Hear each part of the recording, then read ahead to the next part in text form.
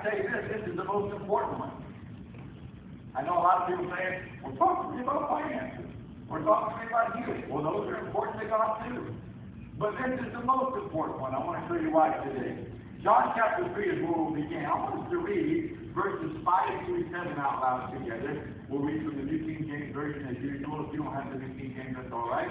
There are a lot of good versions. But just for the sake of us reading aloud, if you'll follow along on the screen, we'd appreciate it.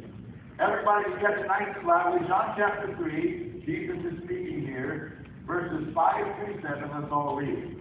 Jesus answered, most assuredly I say to you, unless one is born of water and the Spirit, he cannot enter the kingdom of God. That which is born of the flesh is flesh, and that which is born of the Spirit is spirit. Do not marvel that I said to you, you must be born again. Well, of course, Jesus is talking to Nicodemus here, who is one of the religious rulers, but he knows that, Jesus knows something, he's from God, so secretly by night he comes to him and begins to ask him about things, and Jesus, just out of the blue, seemingly, says to him, here's what I need to talk to you about. You need to know that you need to be born again. In fact, everybody needs to be born again. Jesus says here, you can't enter the kingdom of God unless you are born again. Well, what does born again mean? That means you've already been born once.